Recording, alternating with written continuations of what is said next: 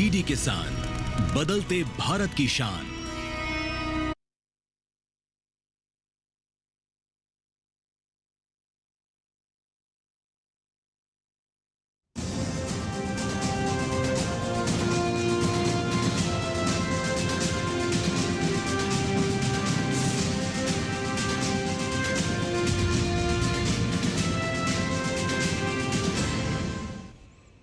नमस्कार, किसान समाचार में आप सभी दर्शकों का स्वागत है। मैं हूं साइमा खान। सबसे पहले नजर हेडलाइंस पर। केंद्रीय कृषि मंत्री शिवराज सिंह चौहान ने लोकसभा में किसानों के चहुमुखी विकास के लिए फिर दोहराई सरकार की प्रतिबद्धता। पहले की सरकारों को बताया किसान विरोधी। कहा कि प्रधानमंत्री ने अपने शासनकाल में नहीं बढ़ने दी खाद की कीमत। लोकसभा ने 2025-26 के लिए जल शक्ति मंत्रालय के अनुदानों की मांगों को किया पारित। केंद्रीय जल शक्ति मंत्री CR पाटिल ने कहा कि जल संरक्षण को जन आंदोलन बनाने का हो रहा है प्रयास। जल संसाधन के लिए राशि आवंटन में लगातार की गई है बढ़ोतरी। किसानों का पंजाब सरकार के साथ बैठक से इंकार। 28 मार्च को जबरी विरोध दिवस मनाने का ऐलान। किसान नेताओं ने पंजाब सरकार पर धोखे का लगाया आरोप। असम, BTC और मणिपुर में 3 कताई रेशम मिलें की जा रही हैं स्थापित। 2023-24 में 3,348 मीट्रिक टन हुआ रेशम अपशिष्ट का निर्यात। केंद्रीय रेशम बोर्ड P1 बीजों से कोकून उत्पादन को दे रहा है बढ़ावा।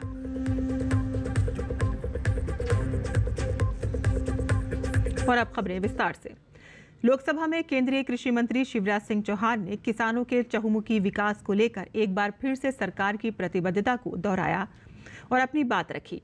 पहले की सरकारों को किसान विरोधी बताते हुए उन्होंने कहा कि पहले की सरकारों ने किसानों के हितों को ध्यान में ना रखकर खाद की कीमतों में इजाफा किया था, लेकिन प्रधानमंत्री मोदी ने अपने शासनकाल में किसानों के हितों को देखते हुए खाद की कीमत नहीं बढ़ने दी।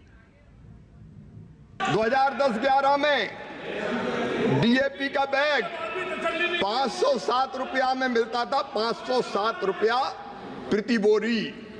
UPA की सरकार थी, 2011 में इन्हें बढ़ा के कर दिया 887.46 रुपया। कौन ने बढ़ाया? हमने नहीं बढ़ाया, UPA की सरकार ने बढ़ाया। UPA की सरकार थी जिसने बढ़ा के कर दी DAP की बोरी 1315 रुपये। आज मैं गर्व से कहना चाहता हूं, प्रधानमंत्री नरेंद्र मोदी जी ने तय किया कि खाद की कीमत नहीं बढ़ेगी। किसान के लिए अंतर्राष्ट्रीय बाजार में कीमतें चाहे कितनी भी बढ़ जाए, 3 बार स्पेशल पैकेज किसान को दिए। हम DAP की एक बोरी 1350 रुपया में ही देंगे, एक नया पैसा किसान का नहीं बढ़ने देंगे। न्यूनतम समर्थन मूल्य की मांग को लेकर कृषि मंत्री शिवराज सिंह चौहान ने कांग्रेस को घेरा। उन्होंने कहा कि कांग्रेस की सरकार ने ही MSP देने से मना किया था। कांग्रेस किस्मों से बात करती है, 50% प्रॉफिट। जब स्वामीनाथन आयोग ने ये बात, स्वामीनाथन कमेटी ने ये बात कही, तो मेरे पास नोट है माननीय अध्यक्ष महोदय, इनका कैबिनेट नोट और एफिडेविट दिया इनने, और ये कहा कि किसी भी कीमत पर 50% लागत पर मुनाफा जोड़ के MSP नहीं दी जा सकती। लागत पर 50% मुनाफा देके 2019 में प्रधानमंत्री नरेंद्र मोदी जी ने ये चमत्कार किया कि लागत पर 50% मुनाफा घोषित करके ही MSP दी जाएगी। शिवराज सिंह चौहान ने कहा कि पिछले 10 साल में खाद्य उत्पादन में शानदार वृद्धि हुई है। उत्पादन में मैं मोदी सूत्र आपको बताता हूं। ये भारत है, आज का भारत, नया भारत। एक जमाना था तब हम अमेरिका का PL 480 जैसा गेहूं खाने को विवश थे, लेकिन आज अन्न के भंडार भरे हुए। अकेले 80 करोड़ को नरेंद्र मोदी जी फ्री में गेहूं और चावल दे। फूड ग्रेन का प्रोडक्शन माननीय अध्यक्छ महोदय 265.05 मिलियन टन था 13-14 में, ये बढ़ के अब 330.92 मिलियन टन हो गया है। और हॉर्टिकल्चर का प्रोडक्शन माननीय अध्यक्ष महोदय 277 मिलियन टन से बढ़ बढ़ के 362.08 मिलियन टन हो गया है। संसद के बजट सत्र के दौरान दोनों ही सदनों में विभिन्न मंत्रालयों से संबंधित बजटीय प्रावधानों पर चर्चा में लोकसभा ने 2025-26 के लिए जल शक्ति मंत्रालय के नियंत्रणाधीन अनुदानों की मांगों को पारित किया। वहीं चर्चा का जवाब देते हुए केंद्रीय जल शक्ति मंत्री CR पाटिल ने कहा कि जल संरक्षण को जन आंदोलन बनाने का प्रयास हो रहा है। पाटिल ने साथ ही कहा है कि जल संसाधन के लिए राशि आवंटन में लगातार बढ़ोतरी की गई है। पंजाब में किसानों पर कार्रवाई के बाद प्रदेश की भगवंत मान सरकार ने शुक्रवार शाम को किसानों के साथ बैठक बुलाई थी। हालांकि संयुक्त किसान मोर्चा ने शंभू और खनौरी के किसानों के साथ एकजुटता दिखाते हुए सरकार के साथ बैठक करने से इनकार कर दिया। साथ ही संयुक्त किसान मोर्चा ने 28 मार्च को जबरी विरोध दिवस मनाने की भी घोषणा की है। संयुक्त किसान मोर्चे की बैठक के बाद किसान नेताओं ने कहा कि पंजाब सरकार ने हमें धोखा दिया है और जब तक माहौल ठीक नहीं होगा तब तक कोई बैठक नहीं होगी। किसान साथियों की रिहाई के बाद ही हम बैठक करेंगे। रेशम अपशिष्ट कताई रेशम का स्वदेशी रूप से उपयोग करने के लिए असम, BTC और मणिपुर में 3 कताई रेशम मिलें स्थापित की जा रही हैं। इसके अतिरिक्त रेशम समर्ग 2 योजना के तहत लघु कताई मिल, मोटर चालित सह पैडल संचालित कताई मशीन जैसी छोटी कताई मशीनों को भी सहायता दी जा रही है। ये जानकारी कपड़ा राज्य मंत्री पवित्र मार्गरेटा ने आज लोकसभा में एक प्रश्न के लिखित उत्तर में दी। P1 मूल बीज का उत्पादन करने के लिए वैज्ञानिक और तकनीकी विशेषज्ञता आवश्यक है। रेशम कीट की नस्लों की आनुवांशिक शुद्धता बनाए रखना, अगली पीढ़ियों तक नस्ल के गुणों को बनाए रखने और गुणवत्ता वाले बीज पैदा करने के लिए आवश्यक है और इसीलिए उचित नस्ल रखरखाव सुनिश्चित करने और आनुवांशिक गिरावट से बचने के लिए केंद्रीय रेशम बोर्ड और राज्य सरकार के स्तर पर P1 मूल बीज का उत्पादन किया जाता है। हालांकि केंद्रीय रेशम बोर्ड P1 बीजों से बाइवोल्टाइन बीज कोकून उत्पादन और किसानों को आपूर्ति के लिए वाणिज्यिक रेशम कीट बीजों के उत्पादन के लिए पंजीकृत निजी उद्यमियों को बढ़ावा दे रहा है और आज तक 342 पंजीकृत बीज उत्पादक शहतूत रेशम कीट बीज उत्पादन में लगे हुए हैं और 5,652 पंजीकृत बीज कोकून उत्पादक शहतूत बीज कोकून उत्पादन में लगे हुए हैं। केंद्र सरकार रेशम के उत्पादन को सेंट्रल सिल्क बोर्ड बनाकर किस तरह बढ़ावा दे रही है, कोकून क्या होता है और इससे रेशम कैसे बनता है, इसका हाल ही में जायजा लिया हमारे संवाददाता शमीम अख्तर ने। उन्होंने इस सिलसिले में ROCSB के सीनियर फील्ड असिस्टेंट विकास मिश्रा से बातचीत की। रेशम के उत्पादन को बढ़ावा देने के लिए सरकार प्रयासरत है। इसके लिए सरकार ने सेंट्रल सिल्क बोर्ड की भी स्थापना की है। अब ये क्या है, क्या क्या परियोजनाएं हैं और ये इसका उत्पादन कैसे होता है, इस पर बात करने के लिए हमारे साथ मौजूद हैं ROCSB के सीनियर फील्ड असिस्टेंट विकास मिश्री साहब। हिंदुस्तान में 4 टाइप्स की सिल्क्स है। पहला है मरबरी, टसर, ईरियन, मोगा। और आपको ये खुश बहुत बता रहा हूँ कि जो मोगा है हमारे इंडिया में ही पाया जाता है। हम इस वक्त ओनली कंट्री है जो 4 टाइप्स के सिल्क बनाते हैं। और सबसे पहली बात जो मरबरी वाला है, ये सिर्फ मरबरी के पत्ते ही खाता है, जिसको शहतूत का कीड़ा, जैसे ये आप देख सकते हैं हमने लाया हुआ है, इसको आप दिखा सकते हैं, तो ये अभी खा रहा है। इसके 20 से 25 दिन का लाइफ साइकिल होता है, उसके बाद ये इसमें कन्वर्ट हो जाएगा। उसके बाद जो दूसरा टसर का है ये अर्जुन आसन का है। उसके बाद ईरी को अहिंसा सिल्क भी कहा जाता है और उसके बाद मुगा है, इसको गोल्डन सिल्क भी कहा जाता है।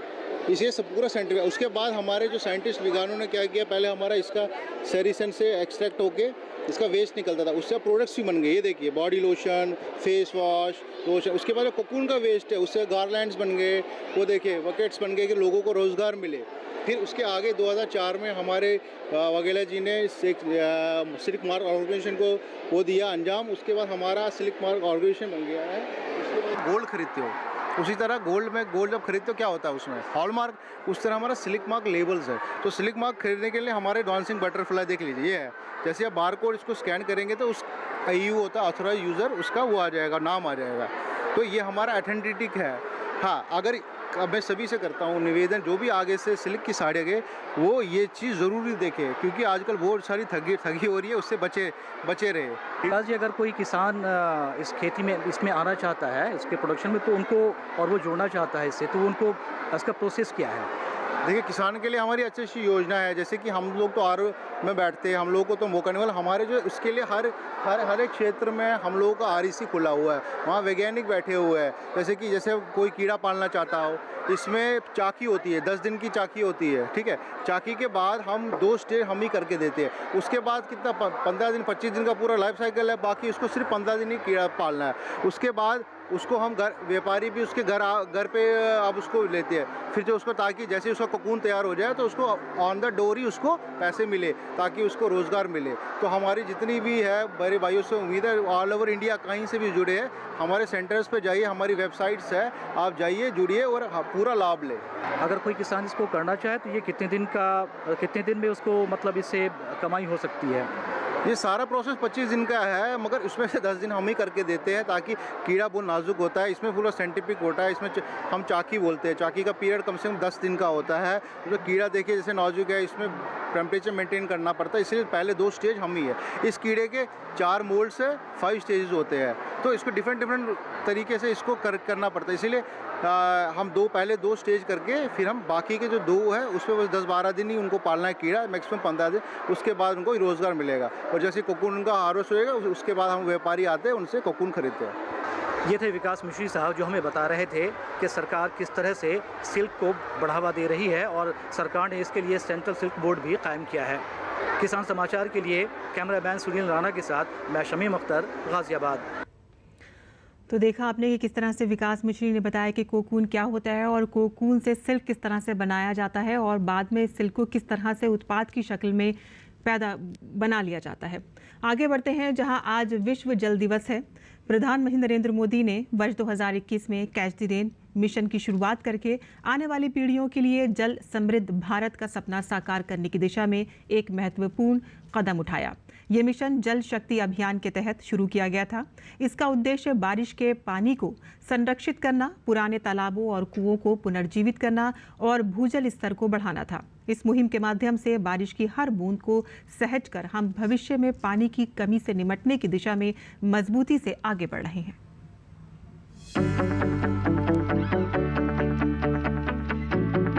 जब हम पानी की समस्या के समाधान की बात करते हैं तो पानी को बचाना यानी जल संरक्षण भी उतना ही जरूरी हो जाता है।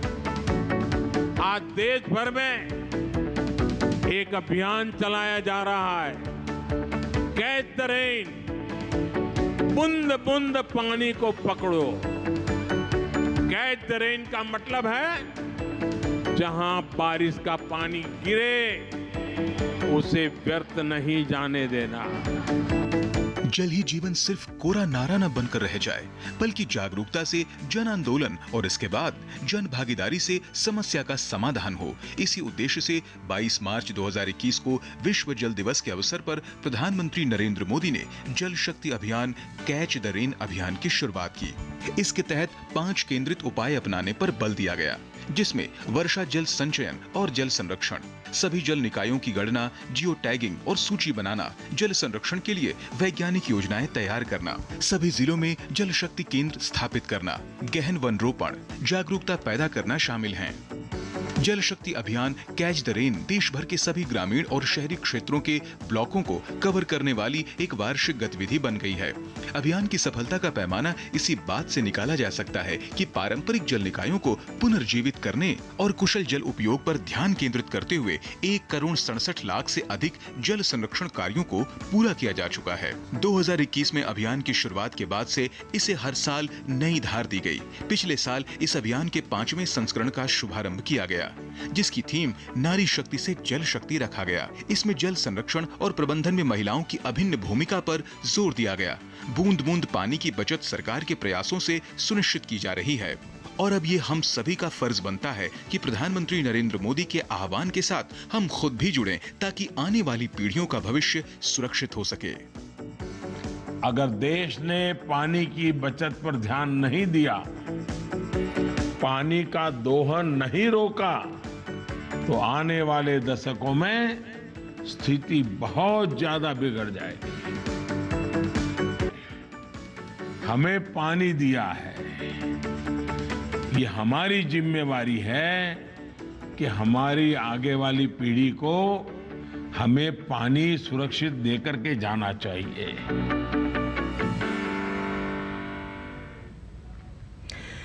और किसान समाचार में आइए अब जान लेते हैं देश भर की मंडियों का भाव।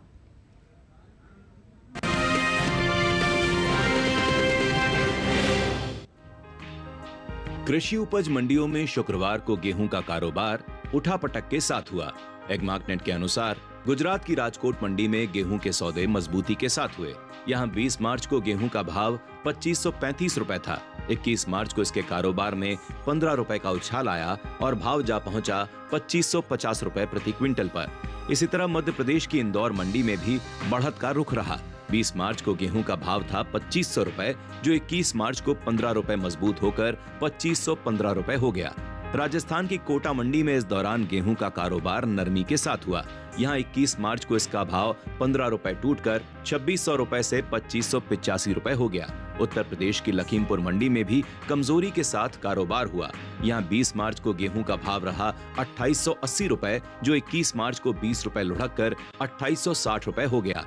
बात गेहूं की कुल पैदावार की करें तो घरेलू स्तर पर इस साल गेहूं की उपज में बढ़त देखने को मिल सकती है। हाल ही में कृषि मंत्रालय की ओर से दूसरे अग्रिम अनुमान को जारी किया गया है, जिसके अनुसार देश में साल 2024-25 के दौरान रबी गेहूं की पैदावार 11 करोड़ 54,30,000 मीट्रिक टन होने का अनुमान जताया गया है। बीते साल इस दौरान देश में गेहूं की पैदावार 11 करोड़ 32,92,000 टन रही थी।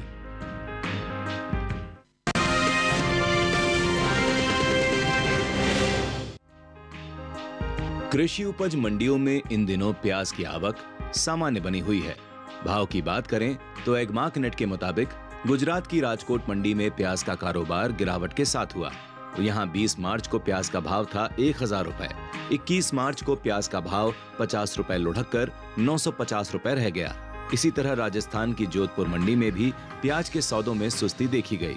यहां 20 मार्च को प्याज का भाव 100 रुपए गिरकर 1500 रुपए से 1400 रुपए रह गया। उत्तर प्रदेश की फैजाबाद मंडी में कमजोरी का सिलसिला बरकरार रहा। 20 मार्च को प्याज की खरीद 2600 रुपए पर हुई। 21 मार्च को इसमें 100 रुपए की नरमी आई और भाव 2500 रुपए पर रह गया। जबकि महाराष्ट्र की पुणे मंडी में इस दौरान प्याज का कारोबार स्थिर भाव पर हुआ। 20 मार्च को यहाँ प्याज का भाव 1200 रुपए था। 21 मार्च को इसके सौदे बिना किसी फेरबदल के 1200 रुपए पर हुए। चीन के बाद भारत दुनिया का सबसे बड़ा प्याज की पैदावार करने वाला देश है। भारत के लगभग सभी राज्यों में प्याज की खेती की जाती है। देश का सबसे बड़ा राज्य है जहां प्याज की पैदावार सबसे ज्यादा होती है। यहां बड़े पैमाने पर प्याज की खेती की जाती है। महाराष्ट्र की बाकी मंडियों के मुकाबले लासलगांव मंडी में प्याज की सबसे ज्यादा आवक देखने को मिलती है। उसके बाद मध्य प्रदेश, कर्नाटक और गुजरात का स्थान आता है।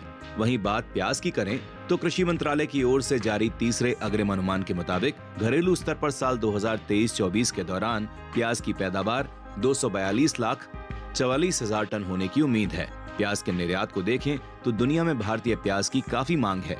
एपीडा के मुताबिक साल 2023-24 के दौरान भारत ने तकरीबन 17,17,439 मीट्रिक टन ताजा प्याज का निर्यात किया है, जिसकी कीमत लगभग 3,922 करोड़ रुपए है।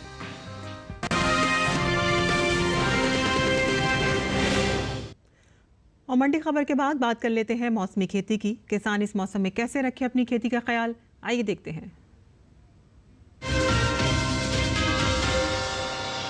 नमस्कार, आप देख रहे हैं डीडी किसान।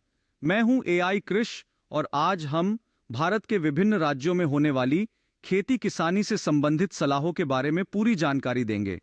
मौसम को ध्यान में रखते हुए दिल्ली और आसपास के किसान पक चुकी सरसों की कटाई कर लें। यहाँ के किसान मूंग और उड़द की बुवाई कर लें। दिल्ली के किसान फ्रेंच बीन, ग्वार और ग्रीष्मकालीन मूली की बुवाई कर लें। दिल्ली और आसपास के किसान टमाटर, मिर्च और गोभी की रोपाई कर लें। साथ ही सभी सब्जी फसलों में सुबह और शाम के समय हल्की सिंचाई करें। राजस्थान के किसान भी सरसों की तैयार फसल की कटाई कर लें। साथ ही प्राप्त उपज को सुरक्षित स्थान पर भंडारित करें। राजस्थान के किसान नए लगाए गए फलों के पौधों की उचित देखभाल करें। बढ़ते तापमान से बचाव के लिए फलों के पौधों में सिंचाई की उचित व्यवस्था रखें। बात करें मध्य महाराष्ट्र की, तो यहाँ के किसान शुष्क मौसम को देखते हुए गन्ना और मूंगफली की फसलों में सिंचाई करें। यहाँ के किसान ग्रीष्मकालीन तिल और सब्जी फसलों में भी जरूरत के अनुसार सिंचाई कर सकते हैं। मध्य महाराष्ट्र के किसान परिपक्व चना और मक्के की फसल की कटाई जारी रखें। साथ ही उपज को सुरक्षित स्थान पर भंडारित करें। वहीं मराठवाड़ा के किसान भी मूंगफली और गन्ने की फसल में सिंचाई की व्यवस्था रखें। साथ ही मराठवाड़ा के किसान सरसों और चने की कटाई कर लें। यहाँ के किसान तैयार सब्जी फसलों की कटाई कर लें और उपज को सुरक्षित स्थान पर भंडारित कर लें। इसके अलावा मराठवाड़ा के किसान हल्दी की खुदाई कर सकते हैं। इसी तरह कृषि और किसानों से जुड़ी हर महत्वपूर्ण जानकारी के लिए हमारे साथ जुड़े रहिए और देखते रहिए डीडी किसान। धन्यवाद।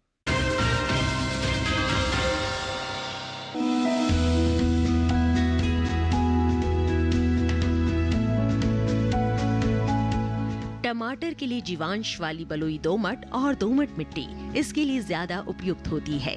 1 हेक्टेयर बुआई के लिए सामान्य किस्म का 400 से 500 ग्राम बीज चाहिए, जबकि संकर किस्म का 150 से 200 ग्राम बीज ही पर्याप्त होगा।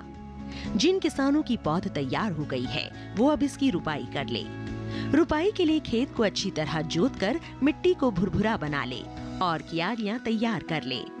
हर क्यारी 0.75 मीटर चौड़ी और जरूरत के हिसाब से 5 से 10 मीटर लंबी हो सकती है। ध्यान रहे कि सीमित बढ़वार वाली फसल के लिए कतार से कतार के बीच की दूरी 60 सेंटीमीटर और पौध से पौध की दूरी 45 सेंटीमीटर होनी चाहिए, जबकि असीमित बढ़वार वाली फसलों में कतार से कतार की दूरी 75 सेंटीमीटर और पौध से पौध के बीच की दूरी 50 सेंटीमीटर होनी चाहिए। रुपाई दोपहर बाद करना ज्यादा बेहतर रहेगा। रुपाई के तुरंत बाद जरूरत हो तो हल्की सिंचाई कर दे। बाद में जब भी आवश्यक हो तो पानी देते रहे। खरपतवार नियंत्रण के लिए समय समय पर निराई गुड़ाई करते रहे। टमाटर में कई तरह की बीमारियां भी लग सकती है। झुलसा रोग में पुरानी पत्तियां पीली हो जाती है। टमाटर की फसल में विषाणु से फैलने वाला मौजिक रोग भी खतरनाक है। इसमें पत्तियां सिकुड़ जाती हैं और पौधों की बढ़वार रुक जाती है। रोकथाम के लिए सिकुड़ी पत्तियों को उखाड़ कर जला दे। टमाटर में पत्ती, तना और फल भेदक कीट लगते हैं। इससे ग्रसित पत्तियां गिर जाती हैं। रोकथाम के लिए विशेषज्ञों की सलाह पर उचित दवाओं का छिड़काव करें।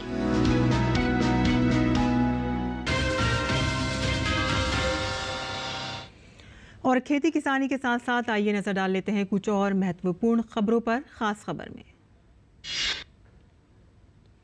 नागपुर में हिंसा मामले में अब तक पुलिस ने 14 लोगों को गिरफ्तार किया है, जिससे इस मामले में अब तक पकड़े गए लोगों की कुल संख्या 105 हो गई है। और आपको बता दें कि बिहार में लगातार स्थिति गंभीर बनी हुई थी और वहां पर इस वक्त कर्फ्यू लागू है और पुलिस की तरफ से पूरी चौकसी बढ़ती जा रही है। और अब तक पुलिस की कार्रवाई में 14 लोगों को गिरफ्तार किया जा चुका है। वहीं बिहार के अररिया जिले के नरपतगंज थाना क्षेत्र में कल देर रात पुलिस और अपराधियों के बीच मुठभेड़ हुई। पटना एसटीएफ और स्थानीय पुलिस ने खलहा नहर के पास घेराबंदी की। लखनऊ के मलिहाबाद में पुलिस और बदमाशों के बीच हुई मुठभेड़ में हत्या का मुख्य आरोपी अजय कुमार मारा गया। अजय पर बनारस से आई 32 वर्षीय महिला की हत्या का आरोप था। केंद्रीय अन्वेषण ब्यूरो यानी कि सीबीआई ने वर्ष 2011 से 2014 के बीच नोएडा में स्पोर्ट्स सिटी परियोजना के आवंटन, विकास और मंजूरी में कथित अनियमितताओं को लेकर 3 मामले दर्ज किए हैं। भारत का लगभग 59% हिस्सा भूकंप के प्रति संवेदनशील है और भारतीय मानक ब्यूरो ने भूकंप के जोखिम के आधार पर देश को 4 भूकंपीय क्षेत्रों में वर्गीकृत किया है। बिहार के 113 13वां स्थापना दिवस मनाया जा रहा है। इस वर्ष बिहार दिवस का विषय है उन्नत बिहार, विकसित बिहार। राष्ट्रपति द्रौपदी मुर्मू ने बिहार दिवस पर राज्य के सभी निवासियों को बधाई दी। उन्होंने उम्मीद जताई है कि बिहार के निवासी अपनी प्रतिभा, दृढ़ संकल्प तथा परिश्रम के बल पर विकसित बिहार और विकसित भारत के निर्माण में अपना भरपूर योगदान देते रहेंगे। किसान समाचार में आज के लिए बस इतना ही। अनुमति दें। नमस्कार।